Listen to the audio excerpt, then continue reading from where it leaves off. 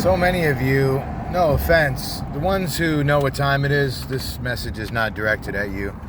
But for the people who think this shit is a joke, and for the people who think it's all conspiracy theories and yada, yada, yada, yada, yada, yada. People, this is not a joke.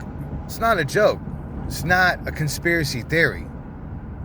The move that the IMF is making right now to connect our search history to our credit scores is basically the implementation, a transition to the exact same thing that the Chinese Communist Party, the CCP regime, has implemented for their citizens, which is a totalitarian system of control, dominance, and manipulation, and basically an override of every basic humanitarian freedom, starting with freedom of speech. You imagine living in a world where if you criticize your government or say something that they don't like, or you try to go ahead and get approved for a house or approved for a car or whatever, because somebody can see your search history and they don't like something that they see, they choose to deny you for that.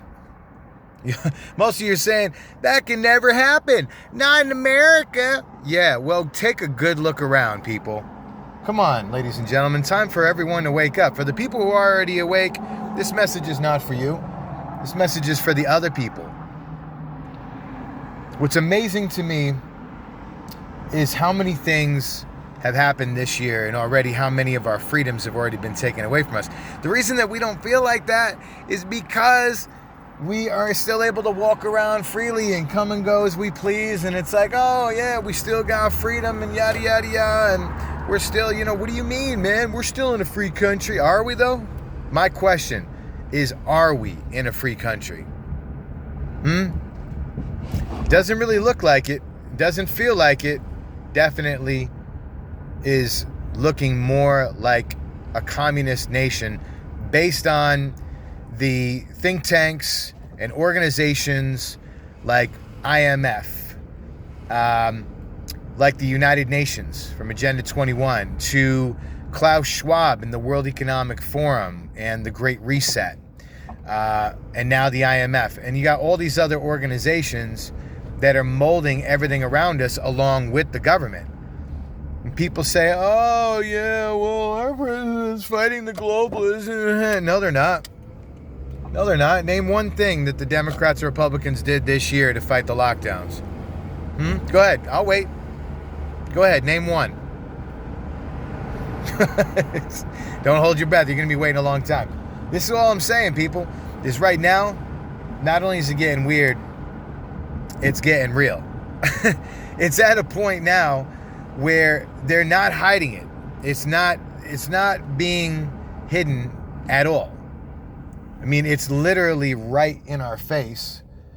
And it's at the point now where they're basically ready to change the entire system. Now, I don't know how long it's going to be before something like this becomes a reality, or, for example, something like the whole tracing and tracking with the vaccines. I'm sure we'll probably see that within 6 months to a year. Transition to digital currency, who knows? It could be this year, could be next year, could be a few years, whatever. But it's going to happen. It's not like an if or, maybe it'll happen. It's more like it is going to happen, and it's just really a matter of when. So these individuals are at a point now where what they really, really want is they want to implement that total system of control. And what is a system of control? Complete control? Well, my friends, it's called communism. Okay? Look no further than the CCP. Look at what China did. Look at the National Security Act that China passed July 1st. Notice how quick all those protests stopped, those 2 million man marches and everything in China?